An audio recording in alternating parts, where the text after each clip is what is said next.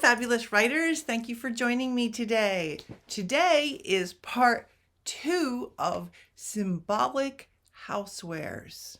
You know, all that stuff that's in your house. If you're new, thanks for joining in. And if you're a regular, thank you so much.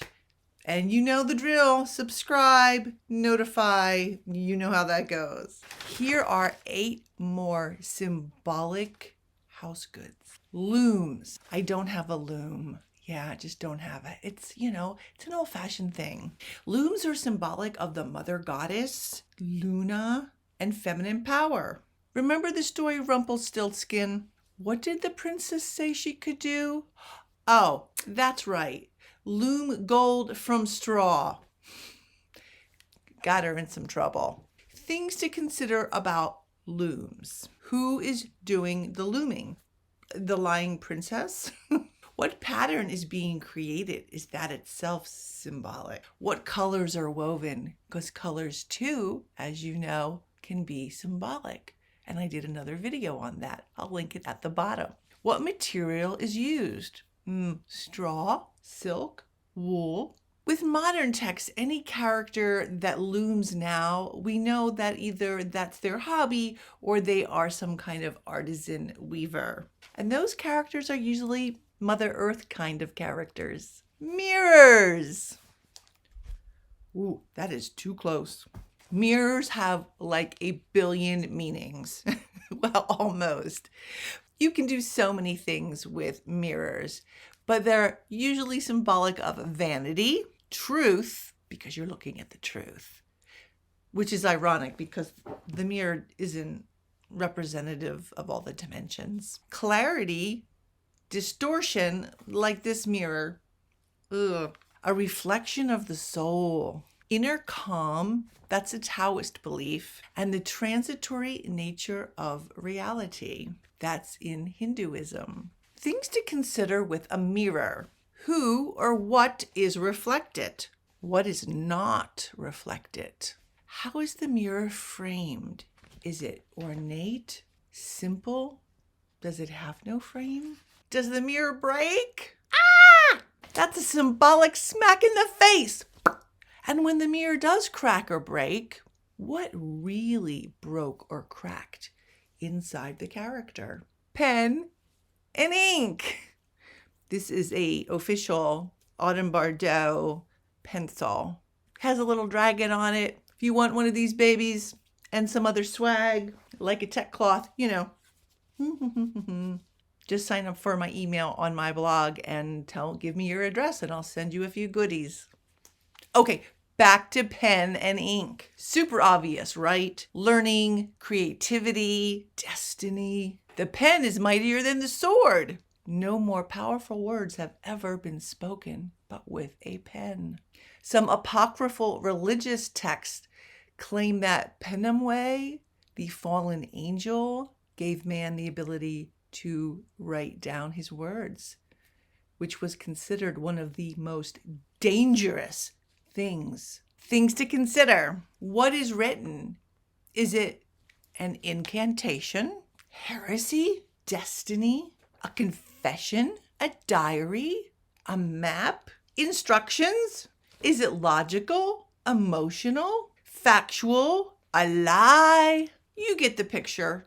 Or rather the words. Who is the author? Are they credible? How old? What gender? What's going on with them really? What race, religion, socioeconomic group are they? Does the writer make mistakes? Are there ink blots? And for these kinds of pens, are they scratching things out? I run out of eraser before I do pencil. That's very symbolic of me. What surface is it written on? A scrap of paper?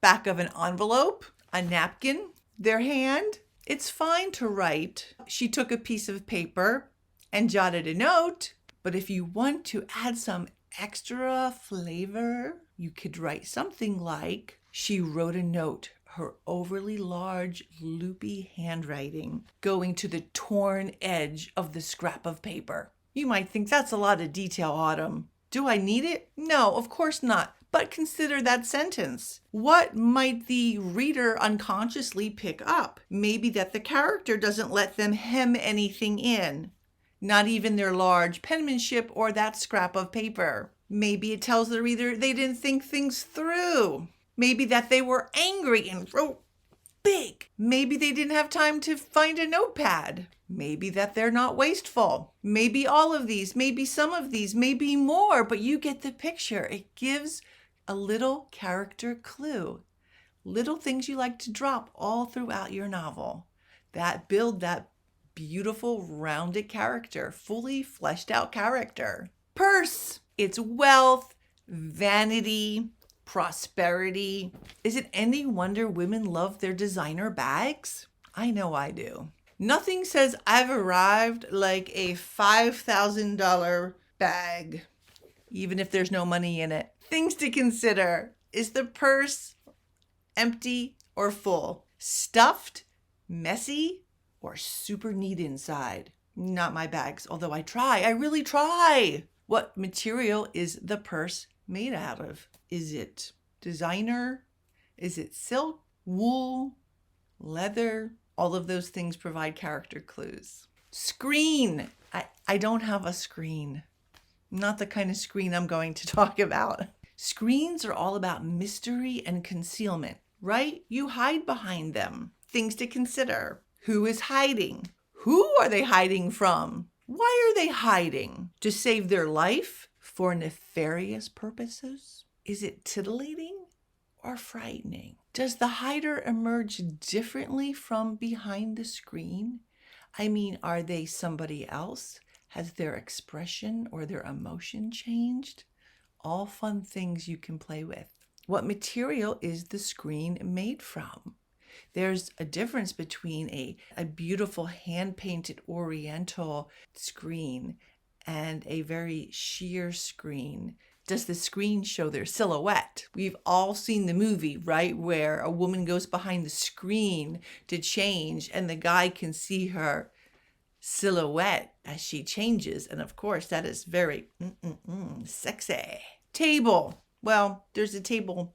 Well, my laptop is sitting on a table. The table is symbolic of equality and also the Last Supper. If it's a round table, it's symbolic of a coming together, of equality, the circle of life and the divine. Things to consider about a table. A meeting at a round table suggests that all participants have an equal stake, have equal power, even if that's not true. Essentially, there is no head of the table. What material is the table made from? Is it modern, wood, marble? What is the condition of the table? Who sits at the head of the table? And should they be sitting there? Who arrives and who stalks off or leaves from the table? And why do they do that? Is something spilled on the table? Something symbolic? Or just a plot device? I have a lot of tables in my historical fiction novels, especially The Impaler's Wife. In one particular scene, Dracula and his wife Alona, incognito, visit a local tavern to try to figure out, what the prevailing opinion of the townsfolk is about them. Now, Dracula was actually known to go incognito and visit inns quite frequently. So this time he takes his wife. I have Alona sitting at this inn in the table, and it's very old and beat up. And as she runs her hands over it, she imagines that she can feel all the history of all the people who were there. Remember, she didn't leave the castle often. So for her, that old table in the inn is somehow imbued with, generations of commoners and their problems. The simple, sturdy, yet beat up nature of the table is a metaphor for the struggles of the common people at the time. Thread. Thread is symbolic of one's life as determined by the gods. The thread of life. But it's also symbolic of holding things together. Things to consider. Who cut the thread? Do they rip it with their teeth? Or snip it with scissors? What material is the thread? cotton or silk or wool. What is the thread stitching together? A shirt? What kind of fabric? Or is it stitching together skin? Does the thread become loose? And who is doing the needlework? Another example from The Impaler's Wife. I actually use thread and needlework as a motif that runs through the body of the text. Why? Historical fiction. Women sat around and did needlework, even the royal ladies. It gave me an opportunity to describe their emotions. Were they jabbing at the cloth? That would indicate their irritation or their anger. Did they ruin a stitch in mid-gossip?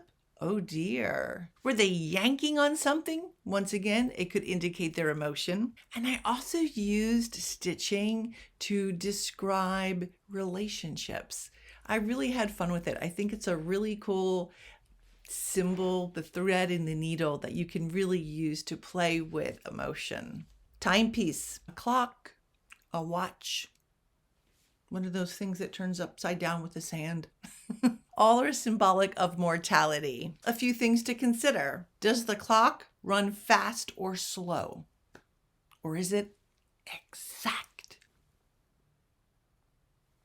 The other day I took my watch off, not this one, another one, because the faceplate on the watch was like skewed. The 12 wasn't, where it should be. And I told my husband to take it to the jeweler. I also told my husband it was symbolic of my life right now. He's married to a writer, so, he knows I say these things. So he asked me, how? I don't know if he really wanted to know if he was just being, a nice husband. I told him I was doing everything on time, all of my other daily duties I have to do and work, but everything just seemed kind of off. Other things to consider. Does someone stop time? Who and why? Is it a literal stopping or a metaphorical stopping of time? Is time more important to one character than another? Here's a place you can add more character clues. Time can be slow, time can be fast, all indicators of what a character is feeling at the moment. Of course, if time moves fast, you're either enjoying something or something is going down that you cannot control and you have to respond to. If time moves slow, it's because you're bored. It also represents the way a character might view life. Time moves fast when you're in the zone, right? And time moves slow when we're doing something we really don't like to do. That was 8 more symbolic heavyweights. I hope you enjoyed them. Everything in your house really could be symbolic and you can make it symbolic, but those were the heavyweights. Remember, not everything needs to be symbolic, nor should it be symbolic. That would be like too much for a reader. But it is a fun way to amplify character, emotion, conflict, and theme, simply by adding a word or two to what you've already written. It's that easy. Thanks for watching. If you haven't watched the first 8 symbolic heavyweights, I'll put the link down here. And thank you so much for watching. And once again, subscribe, notify. Thank you so much for watching, and I will see you next week. Thank you, writers. And always remember to dream, create, and embrace. Bye-bye.